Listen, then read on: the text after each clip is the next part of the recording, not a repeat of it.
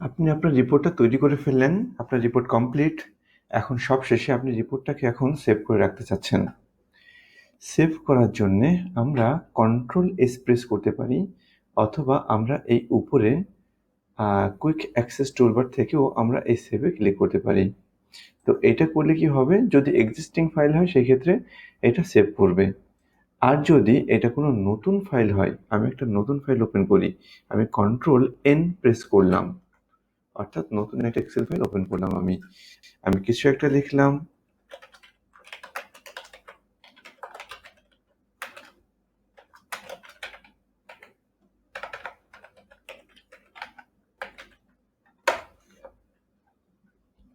এখন আমি এটাকে সেভ করতে চাচ্ছি।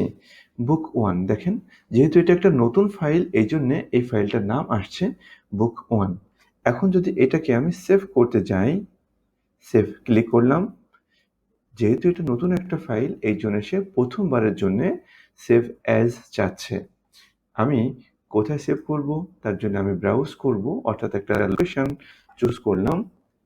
আমি লোকেশন চুজ করলাম, এটা খুব ইম্পর্টেন্ট। এইটা এক্সেল ওয়ার্কবুক প্রথমে যেটা আছে এটা হচ্ছে ডিফল্টে থাকে, অর্থাৎ নর্মাল এক্সেল যে ফাইলগুলো নিয়ে আমরা কাজ করি সেটা হচ্ছে এক্সেল ওয়ার্কবুক। এরপরে এক্সেল ম্যাক্রো এনেবলড ওয়ার্কবুক, অর্থাৎ যদি আপনার এই ফাইলে ম্যাক্রো থাকে এবং যদি আপনি সেই ম্যাক্রোটাকে কাজ করাইতে চান, তবে অবশ্যই ম্যাক্রো এনেবলড ওয়ার্কবুক হিসেবে সেভ করতে হবে, নয়তো ম্যাক্রো কিন্তু নেক্সট টাইমে কাজ করবে না। এইভাবে আপনি অনেকগুলো টাইপ পাবেন এবং কোন টাইপে আপনি সেভ করতে চাচ্ছেন। যেমন এক্সেল 97 2003 ওয়ার্কবুক, 2007 এর আগের ভার্সন এটা।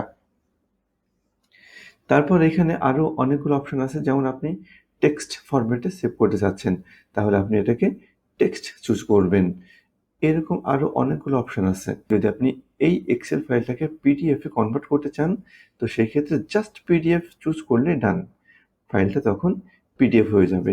তবে পিডিএফ এর ক্ষেত্রে একটা ট্রিক্স হচ্ছে যে আপনি প্রিন্ট এরিয়াটা করে নেবেন, তাহলে পিডিএফ এ প্রিন্ট এরিয়া করলে যতটুকু প্রিন্ট এরিয়া থাকবে ততটুকু শুধুমাত্র পিডিএফ এ কনভার্টেড হবে।